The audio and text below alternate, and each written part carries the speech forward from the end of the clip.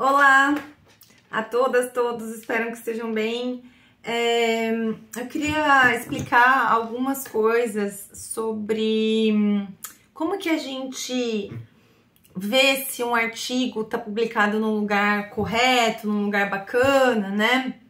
Então, assim, tem um monte de vídeos explicando isso no YouTube, eu não vou me alongar muito nesse assunto e eu vou colocar aqui abaixo tanto a indicação de dois vídeos que eu acho bacana. Eu vou colocar também um protocolo bem básico de busca, mas o que eu quero dizer? Que todas as revistas acadêmicas, elas são avaliadas pela CAPES, né? Então, o primeiro ponto para você ver se uma revista ela é uma revista bacana, interessante, existem várias questões relacionadas a isso, né? Mas existem revistas que são revistas que nós consideramos boas revistas, que fazem boas práticas científicas, e existem revistas que nós chamamos de predatórias, né? Então, por exemplo, aquelas revistas que ficam te convidando para você publicar nela, em geral são predatórias, né? Em geral elas vão cobrar aí uma taxa e você publica muito rapidamente, né, o seu texto. Às vezes é um texto que você nem revisou direito, apresentou num evento e começa a receber e-mails te convidando a publicar, né? Então, primeiro, uma revista mais bem qualificada, melhor qualificada, ela manda, assim, e-mails de chamadas, ela manda, assim, né, que estão acontecendo algumas abertas para submissões, mas elas não vão especificamente dizer, olha, o seu texto é para edição tal, a não ser, né, que você tenha apresentado algo muito dentro do escopo e o editor venha falar com você, mas isso não é comum. O que a gente tem, né? O que hoje a gente entende? Existe uma série de questões relacionadas às boas práticas científicas, mas um ponto fundamental para a gente ver se uma revista ela é bem qualificada é o fato dela ser avaliada por pares, peer review, né? Revisão por pares. O que isso quer dizer? Quer dizer que outros cientistas, outros pesquisadores vão ler o seu trabalho e vão dar um parecer. Então, quando a gente submete um artigo para uma revista, ele normalmente passa pelo editor, o editor vê se seu artigo está dentro do escopo dessa revista e depois ele vai passar para os pares, né? E aí, um outro dado importante, blinded review, né? Por quê? Porque, em geral, você não coloca os seus dados para que as pessoas não saibam o que elas estão avaliando e elas possam ser, né, imparciais. Isso também acontece para eventos. Ou a maioria dos eventos, hoje, você vai submeter um resumo, um artigo, e aí o seu trabalho, vai ser avaliado, né, se ele está dentro do escopo ou não, se ele vai ser aprovado ou não. Alguns eventos vão ter um número muito restrito de vagas. Então, às vezes, o seu trabalho até tá adequado, tá bacana, mas você não passa ali naquela régua, né, da quantidade de vagas que vai ter para discussão, tá? Então, assim, esse processo de avaliação por pares, em geral, é um processo lento, né?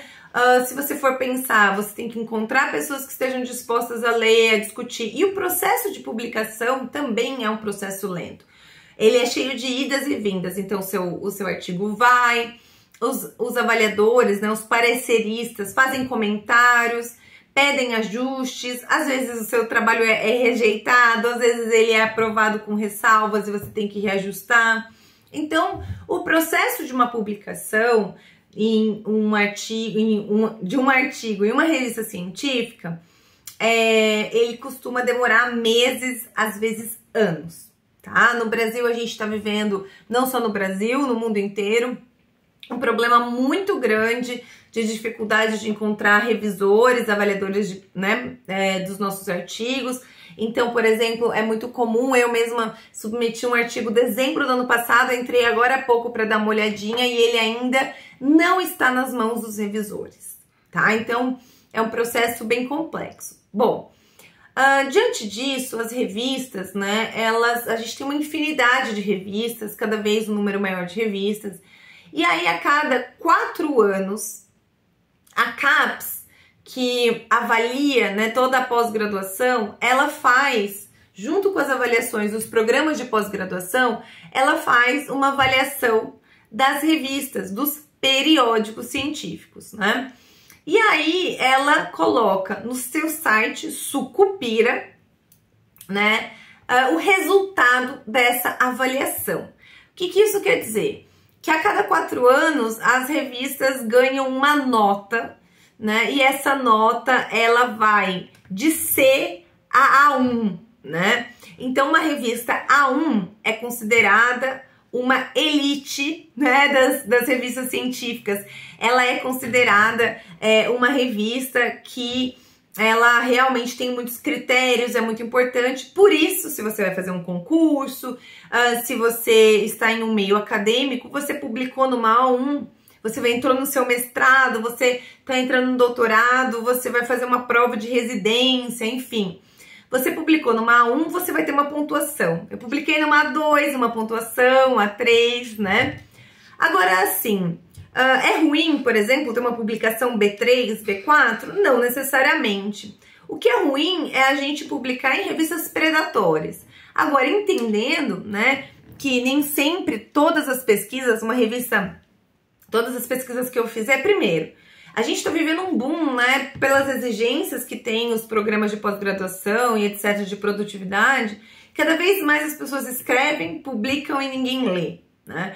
Então, eu entendo que enviar um artigo para uma revista A1 é um artigo que você realmente trabalhou muito tempo. Por exemplo, no meu caso, artigos da minha tese de doutorado, né, que já tem um amadurecimento, em que eu já estou inserida numa comunidade científica, eu entendo muito bem onde o meu texto se insere e está dialogando com essa comunidade científica, tá?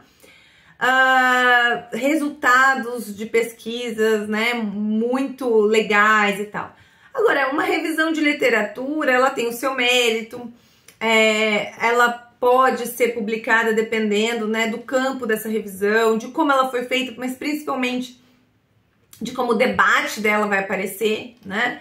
Então, isso tudo, a revista em si, não é demérito algum eu publicar numa revista que seja menos qualificada no sentido dessa nota que ela dá para a CAPES, mas esse pode ser um critério de seleção dos artigos que eu vou ler.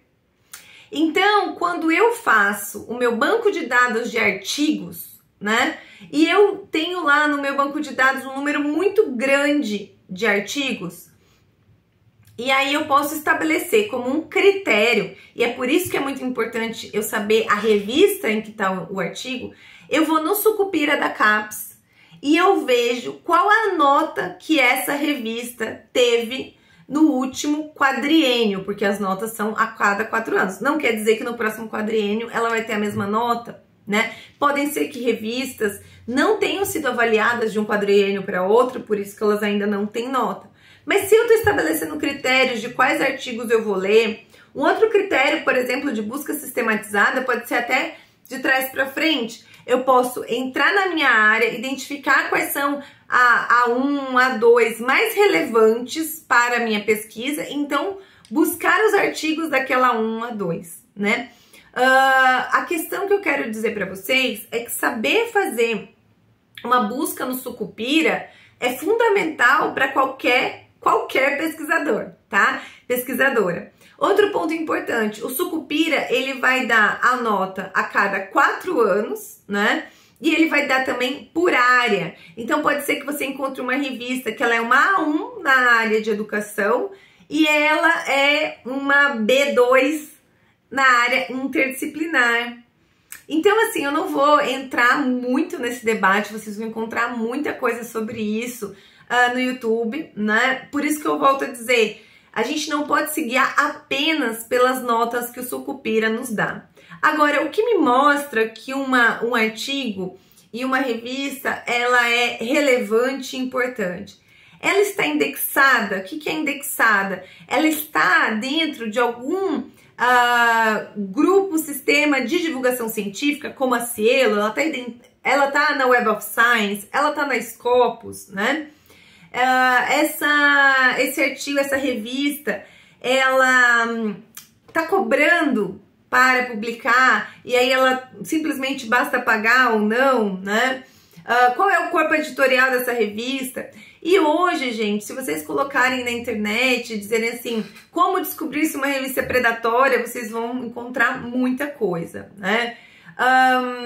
Então, assim, quando vocês estiverem selecionando o texto, né, textos de vocês, por que eu não indico tanto usar o Google Acadêmico? Justamente porque no Google Acadêmico, muitas vezes, ele puxa artigos que estão em lugares como o ResearchGate, a Academia.edu, que são lugares que nós utilizamos para divulgar os nossos artigos, mas que não necessariamente são artigos avaliados por pares. Quando a gente já usa e procura nossos artigos no portal da CAPES, no Cielo, né, na Web of Science, quer dizer que elas já passaram por um filtro, as revistas já passaram por um filtro.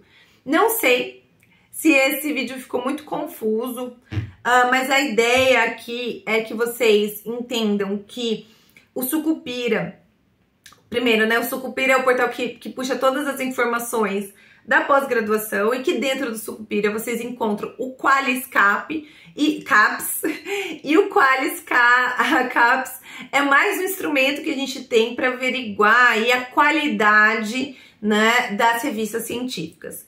Eu vou colocar para vocês aqui junto uma série de passo a passo, endereço, como vocês fazem para acessar, beleza?